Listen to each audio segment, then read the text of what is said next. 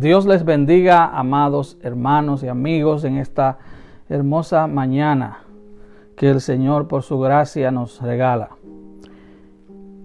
En las últimas semanas de encierro por causa de esta crisis sanitaria mundial, hemos estado hablando del tema y la definición de la iglesia, lo que es la iglesia, según la Biblia.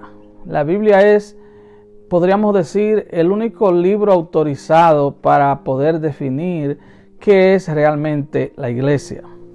Y hablábamos de que la iglesia es un cuerpo, es el cuerpo de Cristo, y Cristo es la cabeza, quien compró y lavó con su sangre a cada creyente miembro de esa iglesia. Hablábamos de que la iglesia no es un lugar físico, no es un edificio. En estos momentos, hoy domingo, día del Señor, es probable que ningún templo, ningún edificio diseñado para iglesia se esté usando por motivo de este virus. Pero la iglesia no está cerrada, están cerrados los templos, como decimos de manera frecuente, aunque el Nuevo Testamento le llama templo no al edificio donde se congrega la iglesia, sino a cada creyente. Somos templos del Espíritu Santo, donde Dios mora, donde Dios se manifiesta, donde Dios habita. Pero la iglesia no está cerrada, la iglesia sigue funcionando, porque la iglesia somos tú y yo, amado hermano, tú y yo que el Señor nos trajo en arrepentimiento ante Él. En esta mañana queremos considerar el tema de la iglesia bajo otra óptica. La iglesia como una comunidad de fe. Y vamos a leer en la primera carta del apóstol Juan, primera de Juan capítulo 1, versículos 5 al versículo 10. Primera de Juan 1, del 5 al 10. Leemos: Este es el mensaje que hemos oído de Él y os anunciamos. Dios es luz y no hay ningunas tinieblas en Él. Si decimos que tenemos comunión con Él y andamos en tinieblas, mentimos y no practicamos la verdad. Pero si andamos en luz, como Él está en luz, tenemos comunión unos con otros, y la sangre de Jesucristo su Hijo nos limpia de todo pecado. Si decimos que no tenemos pecado, nos engañamos a nosotros mismos, y la verdad no está en nosotros. Si confesamos nuestros pecados, Él es fiel y justo para perdonar nuestros pecados y limpiarnos de toda maldad. Si decimos que no hemos pecado, le hacemos a Él mentiroso y su palabra no está en nosotros. Que el Señor bendiga su palabra en cada corazón, en cada vida, en esta mañana. El apóstol Juan se refiere, hablando de sí mismo, en su evangelio, el evangelio según San Juan, como el discípulo al cual amaba Jesús. Se cree que cuando Juan fue llamado por Jesús, tenía posiblemente de 16 a 18 años. Era el más joven de los discípulos y fue el que más duró, murió de muerte natural. Y era el que siempre se recostaba en el pecho del maestro. Ahora, el apóstol Juan, aún con esas credenciales, con ese background, como diríamos, en los primeros cinco versículos de su carta, él de una forma magistral, como si estuviese frente a un jurado, él presenta las evidencias. Él dice, lo que era desde el principio, lo que hemos oído, lo que hemos visto con nuestros ojos, lo que hemos contemplado y palparon nuestras manos tocante al verbo de vida, refiriéndose a Jesús. Lo que hemos oído, lo que hemos visto, lo que hemos palpado. Y él sigue argumentando, porque la vida fue manifestada y la hemos visto y testificamos y os anunciamos la vida eterna, la cual estaba con el Padre y se nos manifestó. Lo que hemos visto y oído, eso anunciamos, para que también vosotros tengáis comunión con nosotros. Y nuestra comunión verdaderamente es con el Padre y con su Hijo Jesucristo. Estas cosas os escribimos para que vuestro gozo sea cumplido. El versículo 3 nos da la palabra clave de lo que queremos explicar en esta mañana: comunión. La palabra comunión es muy fácil de definir: común, unión. Y si lo decimos al revés, unión común. Podríamos definir la iglesia entonces como un grupo de personas que tienen una común unión entre ellos y con Cristo. El apóstol dice, esto le anunciamos para que también ustedes tengan comunión con nosotros. Y nuestra comunión verdaderamente es con el Padre y con su Hijo Jesucristo. Eso significa que si tenemos comunión con el Padre, vamos a tener comunión unos con otros, como hermanos en Cristo. El hecho de que como creyentes nos llamemos hermanos no es un mero cliché evangélico. Nos llamamos hermanos porque fuimos adoptados en la familia de Dios a través del sacrificio de Cristo. Somos hermanos en Cristo porque hemos sido adoptados en la familia del Padre. Somos hijos de Dios.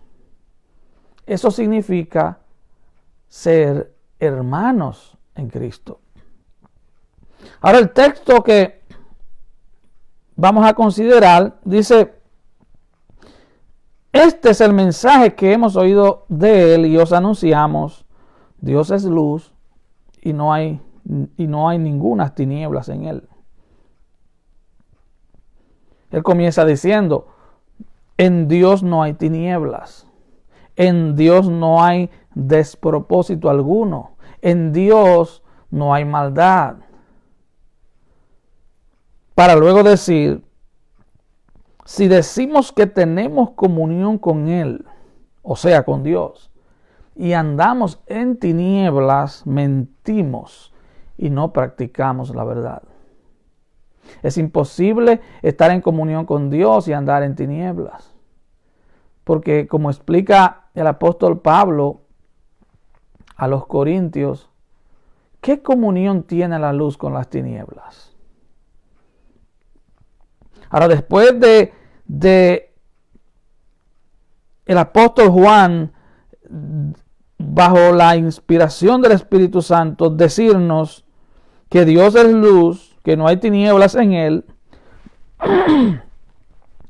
que si decimos que tenemos comunión con él y andamos en tinieblas, mentimos, no es verdad, no practicamos la verdad. El versículo 7 dice, pero si andamos en luz. ¿Cuál luz? Bueno, la luz de Cristo.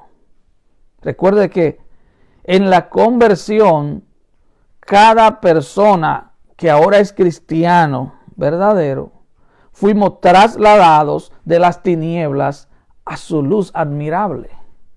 Hubo un traslado en el mundo espiritual. Aunque sigamos viviendo en el mismo barrio, teniendo el mismo trabajo tal vez, siendo miembros de la misma familia, pero al venir a Cristo, cada persona experimenta un traslado espiritual.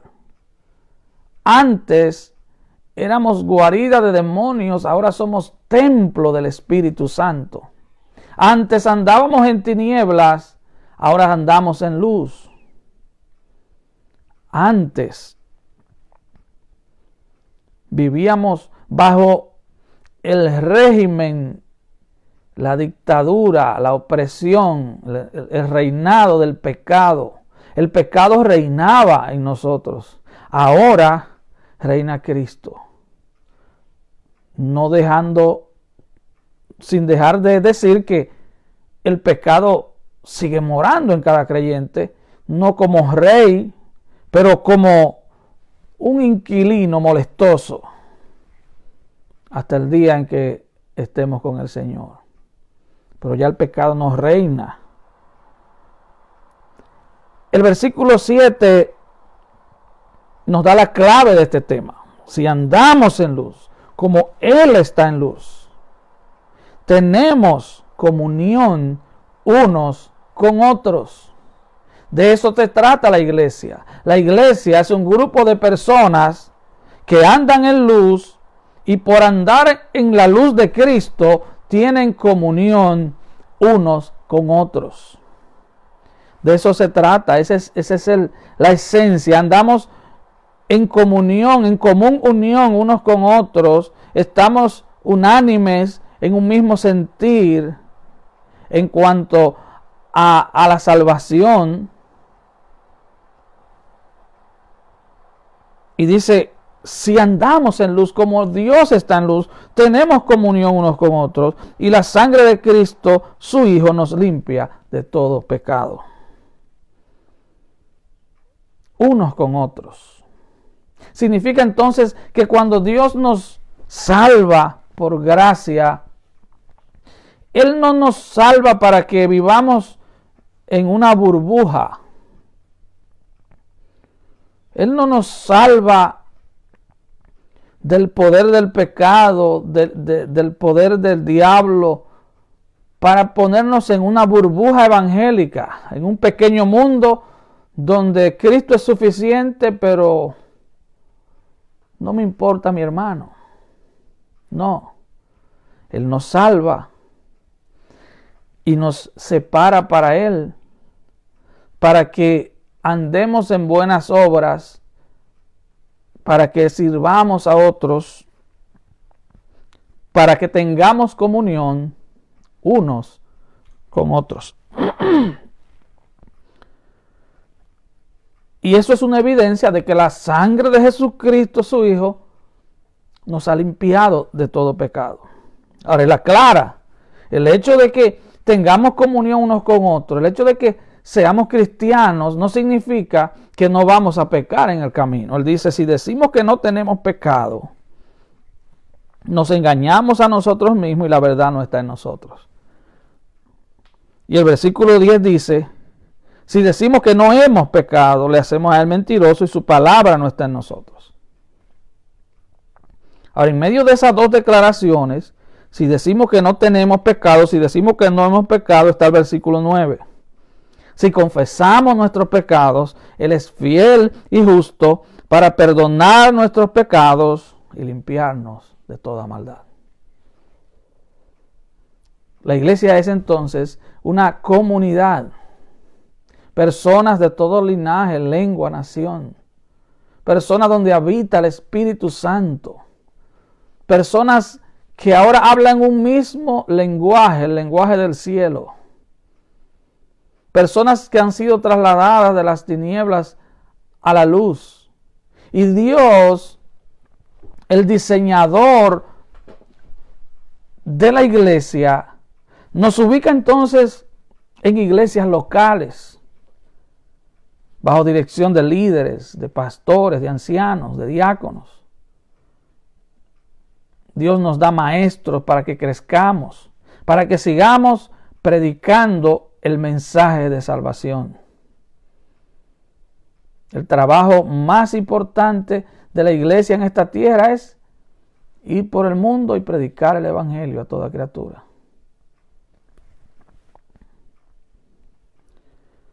Gálatas 6 comienza hablándonos de problemas en la iglesia. Y en el versículo 2, Pablo aconseja lo siguiente: sobrellevar los unos la carga de los otros. ¿Se da usted cuenta, hermano? Sobrellevar uno la carga de los otros. Ser cristiano elimina la posibilidad de vivir bajo el egoísmo del mundo.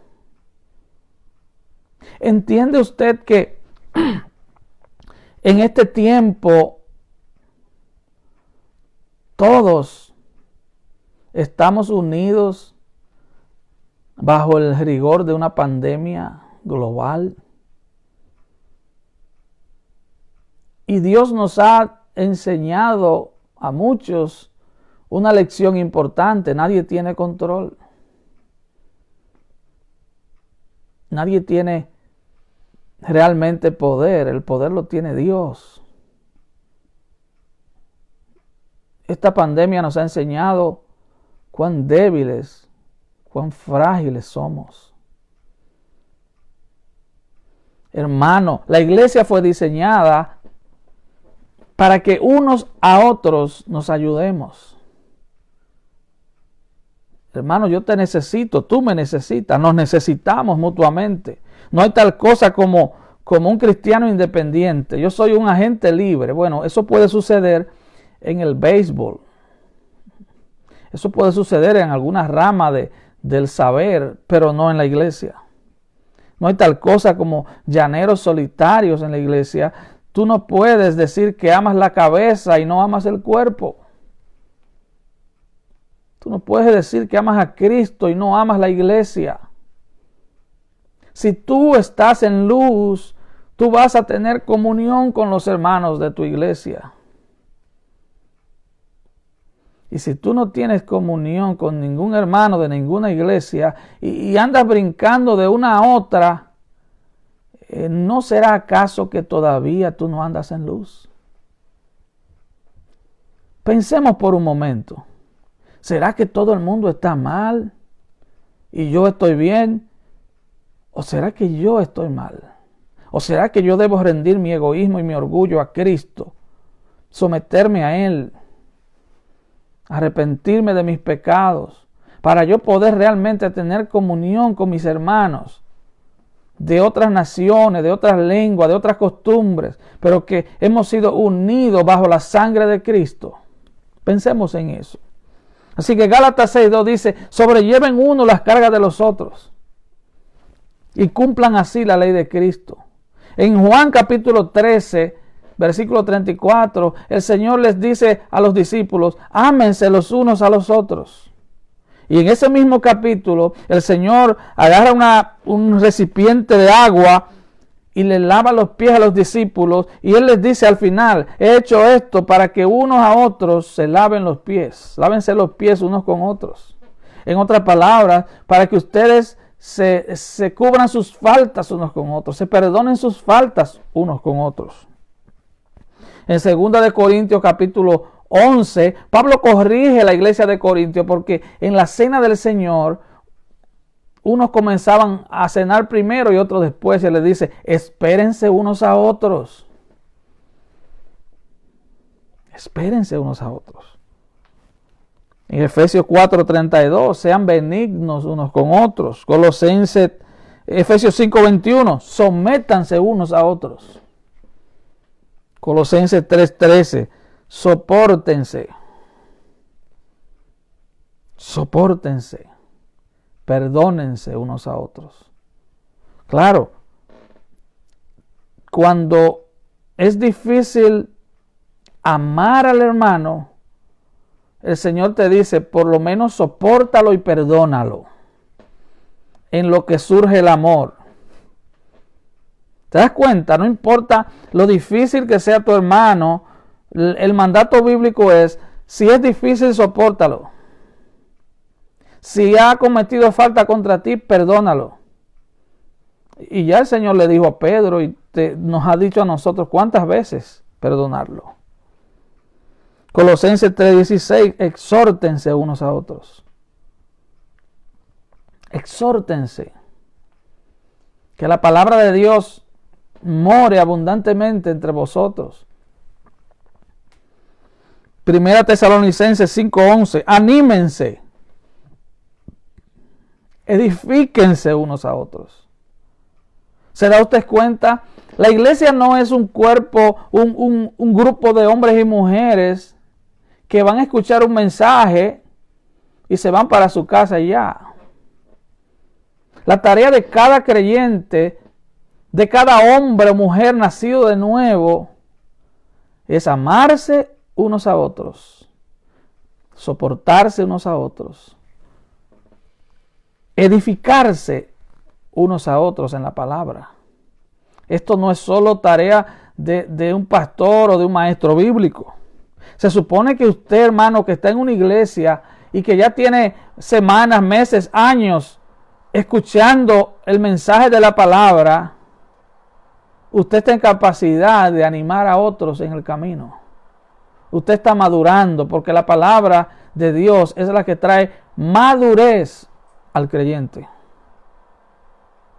Es por eso lo necesario de congregarse en una iglesia donde la doctrina sea bíblica.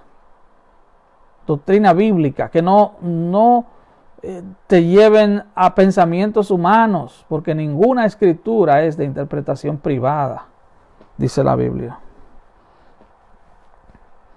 Ahora, Hebreos 10:24 dice, considérense y estimúlense al amor unos a otros.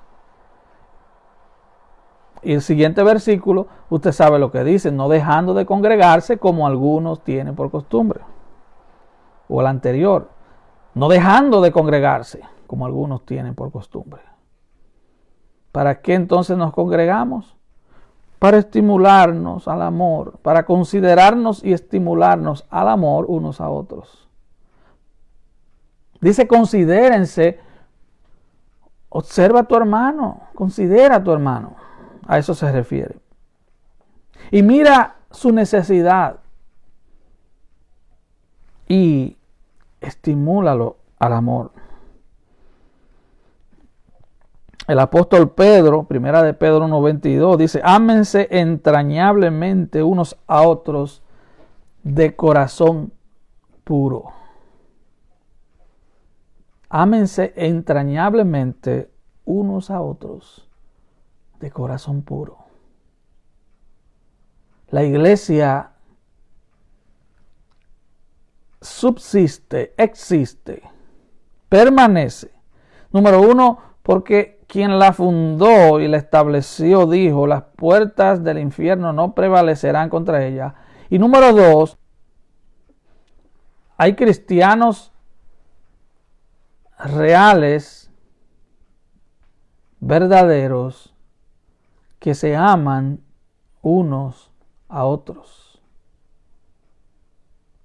La iglesia del Señor permanece porque el amor que Dios ha derramado sobre nosotros por el Espíritu Santo que mora en nosotros, nos capacita para amar aún los hermanos más difíciles.